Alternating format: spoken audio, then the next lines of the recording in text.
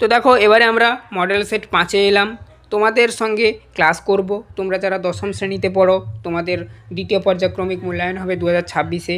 যেহেতু তোমরা 2027-এর মাধ্যমিক পরীক্ষার্থী, এর আগের সেটের ক্লাসগুলো অর্থাৎ মডেল সেট 4 অবধি যারা না দেখেছ এবং তার সঙ্গে পর্ষদ প্রশ্নপত্র এইটারও ক্লাস করে দিয়েছি। টোটাল 5টা ক্লাস করে দিয়েছি, এটা 6 নাম্বার ক্লাস। এখানে মডেল সেট 5 আলোচনা করব। চ্যানেলে নতুন থাকলে সাবস্ক্রাইব করো, বেল আইকন অপশানে সেভ রাখো। তোমরা যদি পিডিএফ নোটটি কিনতে চাও কম দামে কিনতে পারবে। অবশ্যই হোয়াটসঅ্যাপে যোগাযোগ করো, হোয়াটসঅ্যাপ নাম্বার এই ভিডিও ডেসক্রিপশানে দেওয়া রয়েছে। ফেসবুক পেজ থেকে যারা দেখছো অবশ্যই ফেসবুক পেজটাকে ফলো করে নাও, ঠিক আছে? ফেসবুক পেজে এরকমই ক্লাসগুলো আপলোড হবে। আর তোমরা অল সাবজেক্ট কিনতে পারবে আমাদের হোয়াটসঅ্যাপে, অবশ্যই হোয়াটসঅ্যাপে যোগাযোগ করো। অফিসিয়াল হোয়াটসঅ্যাপ নাম্বার, ফোন করো না। হোয়াটসঅ্যাপ এই ভিডিও ডেসক্রিপশানে দেওয়া রয়েছে। ইউটিউব থেকে যারা দেখছো বলছি, আর ফেসবুক পেজে দেখো ওখানে উপরের দিকে দেওয়া রয়েছে, ঠিক আছে?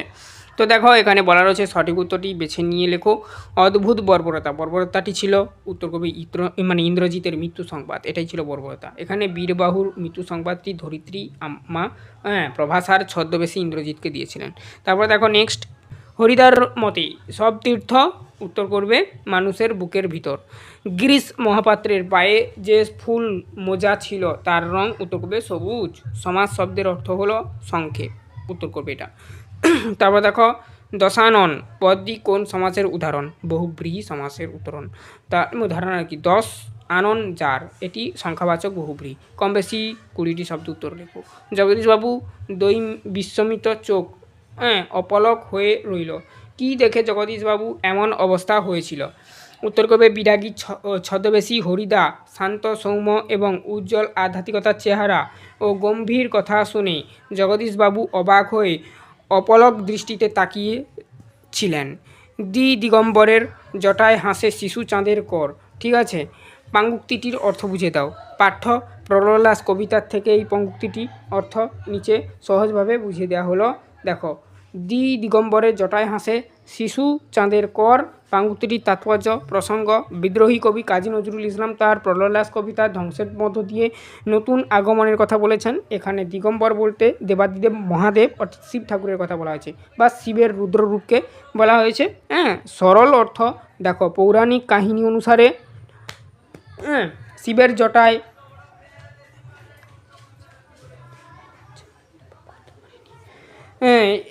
এক ফালি চাঁদ অবস্থান করে। এখানে শিশু চাঁদ বলতে নবমী বা এক ফালি কচি চাঁদের স্নিগ্ধ আলো বা রশ্মি অর্থাৎ কর যাকে বলা হচ্ছে সেটা দিয়ে বোঝানো হয়েছে। অর্থাৎ মহাকালের প্রলয়ঙ্কারী জটার মধ্যেও যেন সুন্দর ও শান্ত চাঁদ হাসে, তেমনি ধ্বংসের পরাপর ও সৃষ্টি হাসি দেখা যায়। তারপরে দেখো আষাঢ় বাণী, কবি পরাধীন ভারতের বিপ্লবীদের কালবৈশাখীর সঙ্গে তুলনা করেছেন। ব্রিটিশ শাসনের অত্যাচারে দেশ যখন জর্জরিত তখন বিপ্লবীদের এই ধ্বংসাত্মক আন্দোলন সাধারণ মানুষের মনে ভয়ের সৃষ্টি করে, ঠিক আছে? মানে করতে পারে আর কি। কিন্তু কবি আশ্বস্ত করেছেন যে এই ধ্বংসের পরেই আসবে স্বাধীনতার নতুন সকাল। বিপ্লবের জয়গান যেমন শিবের রুদ্র জটায় মধ্যে চাঁদের শোভা পায়, তেমনি বিপ্লবীদের কঠোর সংগ্রামের মধ্যে পরাধীন অন্ধকার দূর হয়ে সুন্দর আগামীর উদয় হবে। সংক্ষেপে প্রলয় বা ধ্বংসই শেষ কথা নয়, ধ্বংসের জটাজল থেকেই নতুনের শুভ্র আলোকছটা বা শিশু চাঁদ বেরিয়ে আসে। তেমনি এখানে বিনাশের ভেতর দিয়ে বিকাশের অমোস সত্যকে তুলে ধরেছেন। এ মায়াপীঠ বুঝিতে না পারি, কোন মায়া বক্তা বুঝিতে পারছেন না। লঙ্কার রাজকুমার ইন্দ্রজিৎ বীরবাহু হত্যার পর রামচন্দ্র পুনরায় কীভাবে জীবিত হয়ে উঠলেন সেই অলৌকিক মায়া তিনি বুঝতে পারছেন না। পরপদটির অর্থ প্রাধান্য পায় এমন সমস্যাগুলির নাম লেখো। তৎপুরুষ সমাস, কর্মধারার সমাস এবং দ্বিগু সমাস। ব্যাসবাক্য সহ সমাস নির্ণয় করো। চিরসুন্দর, দেখে নাও, চিরকাল ব্যাপিয়া সুন্দর, ব্যাপ্তি তৎপুরুষ সমাস, ঠিক আছে? এবারে দেখো 3 দাগের থেকে যে সমস্ত প্রশ্নগুলো এগুলো বড় প্রশ্ন, আমি জাস্ট প্রশ্নটা পড়বো, যেখানে যেখানে পয়েন্ট আছে পয়েন্ট বলে দেবো আর উত্তরটা দেখিয়ে দিচ্ছি। এগুলো এরকমই লাইন বাই লাইন পড়ে বোঝাতে গেলে অনেক বড় হয়ে যাবে ভিডিওটা। তার জন্য আমরা ছোট্ট সময়ের মধ্যে পুরো মডেল সেটটা কমপ্লিট করার চেষ্টা করছি। তো এর আগের ক্লাসগুলো যারা দেখেছো জানো, তো অবশ্যই এভাবেও আমরা প্রত্যেকটা ক্লাস করে যাব। সেম এভাবে এখন যে ক্লাসটা করছি এটা এভাবেই করব। তো তোমরা খাতাতে যারা লিখছো ভিডিওটা স্টপ করে লিখে নাও, আর যারা নোটস কিনতে চাইছো অবশ্যই হোয়াটসঅ্যাপে যোগাযোগ করবে। অল সাবজেক্টের নোটস আমাদের কাছ থেকে তোমরা পাবে। তোমাদের এই রায় মার্টিনের দ্বিতীয় পর্যায়ক্রমিক মূল্যায়নকে লক্ষ্য করে। দেখো 3 দাগে বলা রয়েছে 60 শব্দে উত্তর দিতে বলেছে প্রশ্নগুলোর, কম বেশি জন্য 60 শব্দে উত্তর দেওয়া বলেছে। সিন্ধুবারে সিংহদ্বার বলতে কবি কি বুঝিয়েছেন? সেখানার অগাল ভাঙ্গার কথা বলা হয়েছে কেন? এখানে উত্তরটা দেখো লেখা রয়েছে, আর এখানে দেখো পয়েন্ট আকারে বলা রয়েছে কেন বলা হয়েছে, কারণটা এখানে ব্যাখ্যা করা রয়েছে, দেখে নাও। 3-2 প্রশ্ন দেখো, অপূর্ব তাহার পরিচ্ছেদের প্রতি দৃষ্টিপাত করিয়া মুখ ফিরিয়া হাসিয়া গোপন করিল, কার কথা বলা হয়েছে? তার পোশাক পরিচ্ছদের বর্ণনা দাও। পরপর দেখাবো, একটু স্টপ করে দিচ্ছি, মানে একটু দাঁড়িয়ে হোল্ড করে দিচ্ছি, তোমরা দেখে দেখে লিখে নাও।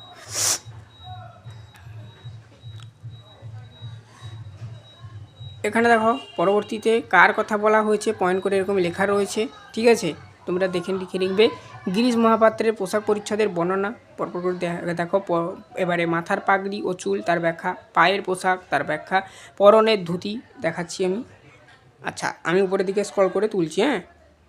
পরনের ধুতিটা দেখতেই পাচ্ছ। তারপর দেখো জুতা ও মোজা, তারপর দেখো হাতে লাঠি, ঠিক আছে, ব্যাখ্যা দেওয়া রয়েছে। এবারে আসছে আমার 4 দাগে বলা হচ্ছে কম বেশি 150 শব্দে উত্তর দাও। বলা রয়েছে দেখো, হরিদার জীবনে সত্যি একটা নাটকীয় বৈচিত্র্য আছে। হরিদার জীবনে নাটকীয় বৈচিত্র্যের যে পরিচয় পাওয়া যায় তার সংক্ষেপে লেখো। দেখে নাও উত্তরটা, এখানে পয়েন্ট করে করে লেখা রয়েছে, সাব পয়েন্ট বলা হয় এগুলোকে। চরিত্র ছদ্মবেশ, অভিনয় দক্ষতা, বিরাগীর সাজ ও ত্যাগের মহিমা, এর প্রত্যেকটার ব্যাখ্যা দেওয়া রয়েছে, ঠিক আছে। স্টপ করে করে লিখে নেবে, আমি যাচ্ছি স্ক্রল করে উপরের দিকে। নামী পুত্র পিতা চরণে, হ্যাঁ, এই প্রশ্নটা ভেরি ভেরি ইম্পর্টেন্ট, দেখে রাখবে। করজোড়ে কহিলা, পুত্রকে তিনি পিতার আচরণে প্রণাম করে কি বলেছিলেন? পিতা কি প্রত্যুত্তর দিয়েছিলেন? দেখে নাও। পুত্রের উক্তি, পিতার প্রত্যুত্তর, দেখতেই পাচ্ছ।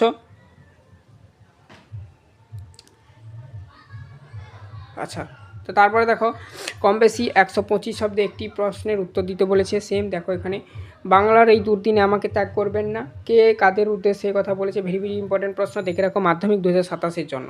এই উক্তির মধ্য দিয়ে বক্তার কোন মানসিকতার প্রকাশ পেয়েছে? দেখে নাও। তো দেখো এখানে বলা রয়েছে এইটা, হ্যাঁ, পয়েন্টগুলো দেখে নাও। বক্তা ও উদ্দেশ্য, মানসিকতা, অসহায়ত্ব, বিনয়, দেশপ্রেম, সম্প্রীতির চেতনা, সমস্তটার ব্যাখ্যা দেওয়া রয়েছে। তারপর দেখো, মনে হয় ওর নিঃশ্বাসে বিষ, ওর দৃষ্টিতে আগুন, ওর অঙ্গ সঞ্চালনে ভূমিকম্প, কে কার সম্পর্কে এই মন্তব্য করেছে? তার সম্পর্কে বক্তার এরূপ মন্তব্যের কারণ কি?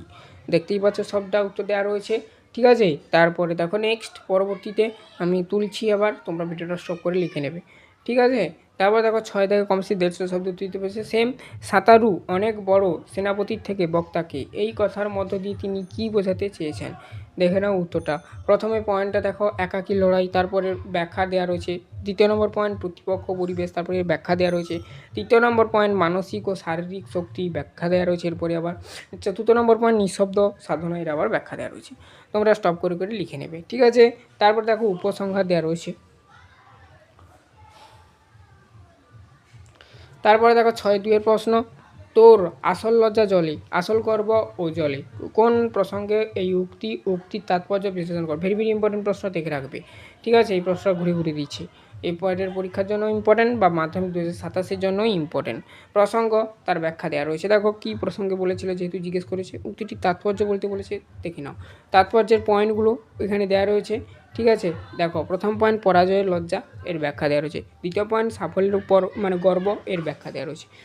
তৃতীয় পয়েন্ট জেদ জাগানো, এর ব্যাখ্যা দেওয়া রয়েছে। দেখো আমি উপরের দিকে যাচ্ছি। চতুর্থ নম্বর পয়েন্ট লক্ষ্য স্থির করা, এর ব্যাখ্যা দেওয়া রয়েছে। সবশেষে উপসংহার লেখা রয়েছে, অর্থাৎ প্রশ্নটার উত্তর শেষ করা হয়েছে আর কি। তারপর দেখো নেক্সট বলা রয়েছে 7 দাগে কম বেশি 150 শব্দে একটি বিষয় প্রতিবেদন রচনা লিখতে বলেছে। নিজ অর্থাৎ সেলফি যেটাকে বলা হয়, সেটাকে বাংলা ভাষায় নিজ বলা হয়। তুলতে গিয়ে দুর্ঘটনা, কম বেশি 150 শব্দে এই নিয়ে প্রতিবেদন লিখতে বলেছে, ঠিক আছে। এখানে একটু ভূমিকা স্বরূপ দেওয়া রয়েছে। তারপরে দেখো শেষে, তার তলায় আর কি, শেষে বলা ভুল, সরি, সেলফি নেশার মৃত্যু মিছিল, এরকমই করবে হেডিং। অসতর্কতাই ডেকে আনে চরম বিপর্যয়, নিজস্ব সংবাদদাতা মেদিনীপুর, তারপরে লেখাটা স্টার্ট করবে যা যা লেখা রয়েছে।